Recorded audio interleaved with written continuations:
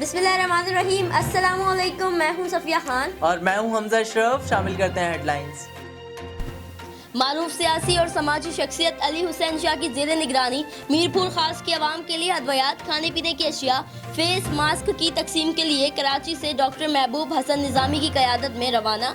समाजी शख्सियत MNA Ali Hussain Shah national assembly के मेंबर और federation of Pakistan chamber of commerce के नायब सदर ने रिमार्क्स दिए कि मीरपुर के अवाम के लिए इंसानियत की खिदमत का जज्बा रखता हूँ। लोग परेशान हैं, इस कड़े वक्त में अवाम की मदद करना खुश आइन बात है।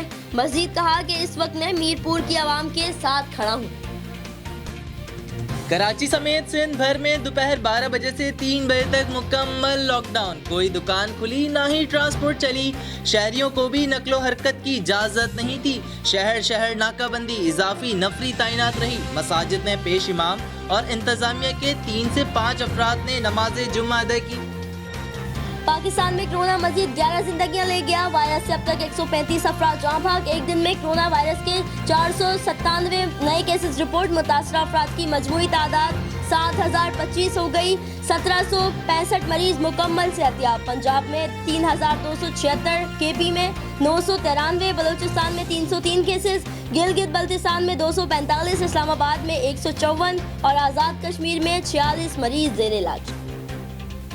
वफाकी हुकूमत की गलत तरजीहात के नताइज का सामना पूरे मुल्क को भुगतना पड़ रहा है। बिलावल भुट्टो की एक बार फिर ट्विटर पैगाम के जरिए वफाकी हुकूमत पर कड़ी तनकीद। कहा, आलमी वबा के दौरान फ्रंट लाइन पर सोल्जर, डॉक्टर्स और नर्सिस के लिए बड़ा इमदादी पैकेज का ऐलान अब तक नहीं हुआ। दिहाड़ीदार तबका सबसे ज्यादा मुतासिर है, इनके लिए भी कोई इमदादी पैकेज का ऐलान अब तक नहीं किया गया। वज़ीर आला सिंध मुराद अली शाह की कोरोना के 2217 मरीजों की तस्दीक। वीडियो पैगाम में कहा, कल होने वाले टेस्ट में मजीद 209 मुस्बत केसेस आए। जहाँ बाक होने वालों की तादाद भी 47 हो गई। 1589 मरीज अभी तक जेर इलाज हैं। महकमा सिंध के इजलास की सदारत करते हुए 10,000 बेड्स पर मुश्तमिल आइसोलेशन सेंटर कायम करने का भी फैसला।